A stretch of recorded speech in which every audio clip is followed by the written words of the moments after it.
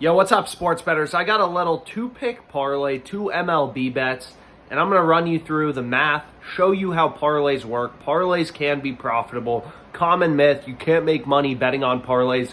Absolute BS. It's just most people can't even make money on their straight bets, so they can't make money on parlays then. So anyways, two picks in this video. Let's get into it.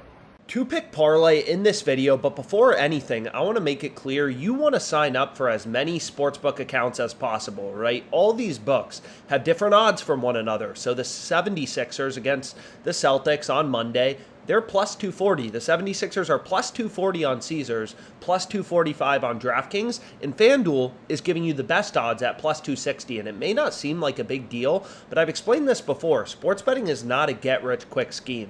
It's all about finding plays with an edge and making money long term. And again, like I've explained this before, but if you go 50 and 50, 50 wins, 50 losses, and let's say your unit size is $100, so if you split the difference, you go 50 wins, 50 losses, if you're betting at plus 110 odds, you're going to be up $500. If you're betting at plus 100 odds, I mean, this is literally just your profit. If you go 50 and 50 at plus 100 odds, your net profit's going to be zero. If you're betting at minus 110 odds, your net profit's going to be minus $454, right? So long term, it is critical that you're always getting the best odds, right? A 20-cent jump, 110 plus 110 to minus 110 is like an $1,000, $954 difference in terms of your profit over the course of 100 bets, right? So if you want to be a profitable sports bettor, you want to make money sports betting, you got to get as many books as possible. But anyways, let's go ahead. Let's get into my plays. So we're not looking at prize picks. In this video, I got a bet on Fliff. So I have a parlay on Fliff, right? So this is a new sports book. I explained this before, but I just locked in a bet on FanDuel before this video started. I'll give out, parlays, I'll give out profitable bets on prize picks wherever there's value. The whole point of these videos is I'm just showing you what I'm putting my own money on for the sports books that I use, right? There's literally hundreds of sports books on OddsJam. I don't have them all. I don't even have access to them all. For example, Circa, it's a sports book in Vegas. I don't have access to Circa, so I'm not going to have bets on Circa. But there's been a lot of value on Fliff, value on FanDuel, whatever. So my first play on Fliff is under 7.5 runs in Mariners Blue Jays, right? And why do I like this bet? It's amazing. No, I'm kidding. But there's really clear value, right? I say this a lot, but as a sharp bettor, you want to treat all these sports books. Every single sports book is a data point telling you where the line should be set.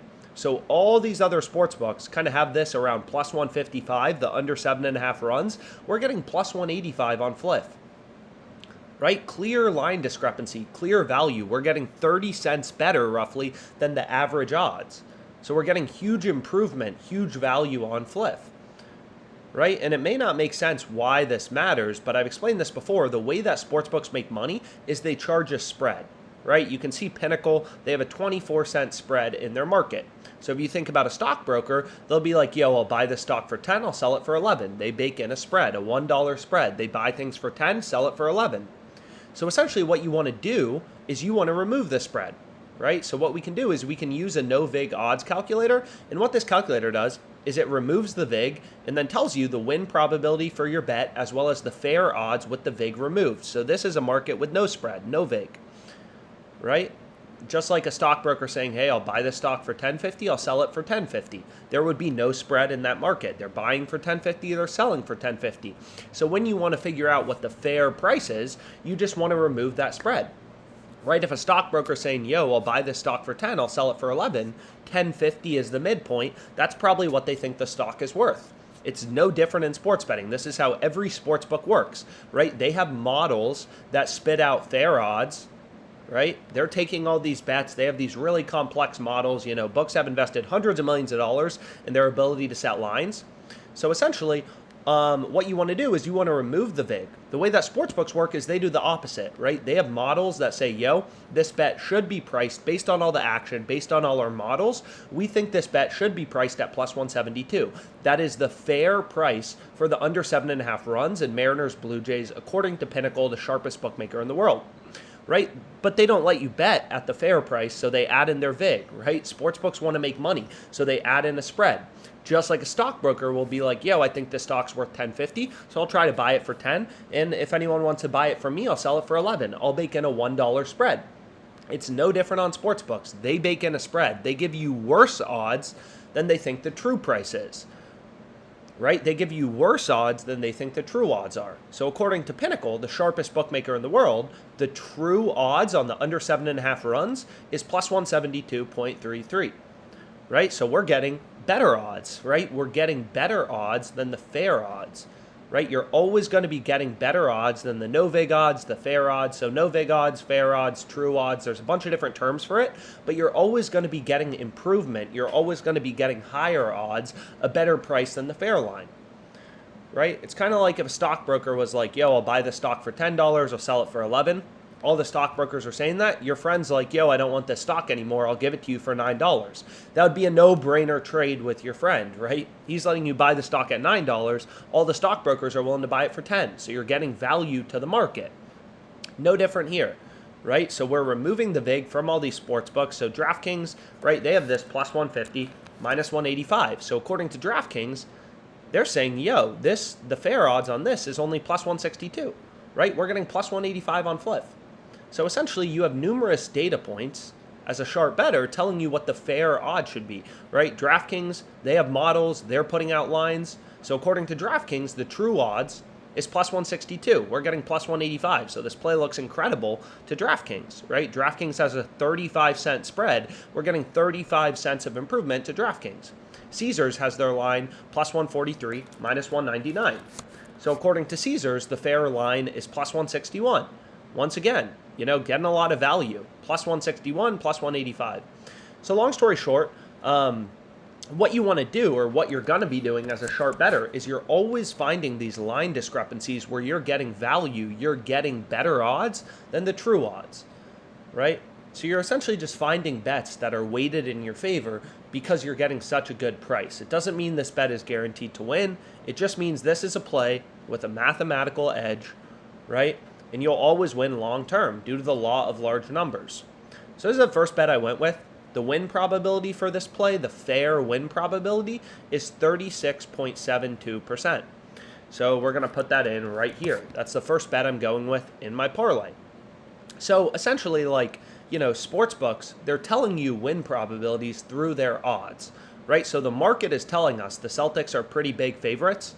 They're between minus 200, minus 300 on these different sports books.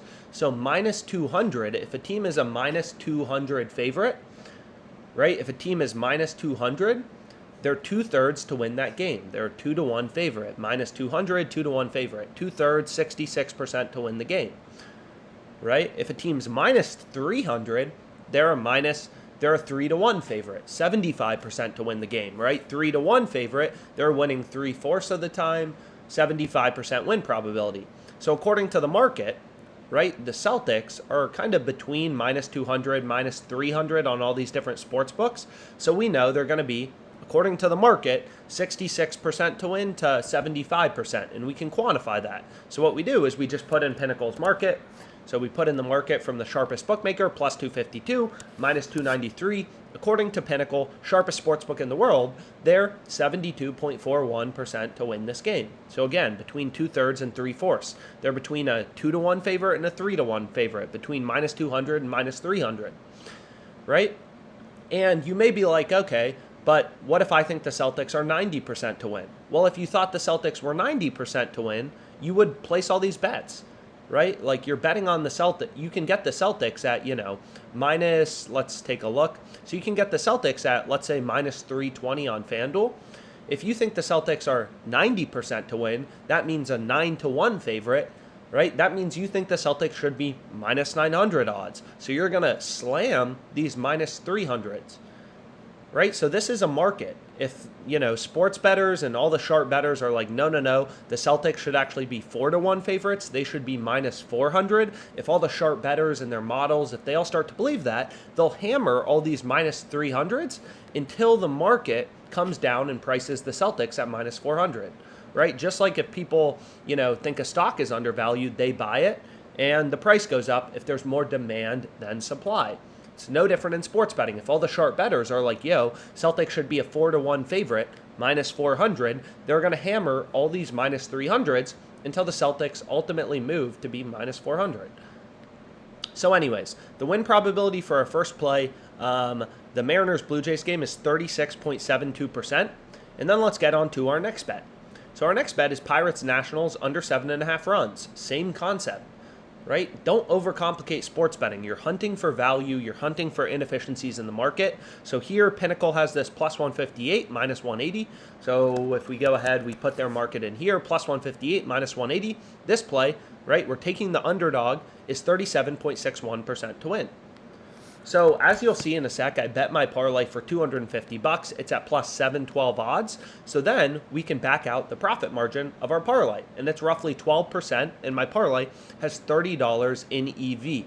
And I'll include the spreadsheet in the description. You know, we talked about a lot of concepts, videos getting kind of long, but I'll include the spreadsheet in the description so you can kind of look through the math behind parlays, how parlays work, everything like that. Hopefully this video was helpful.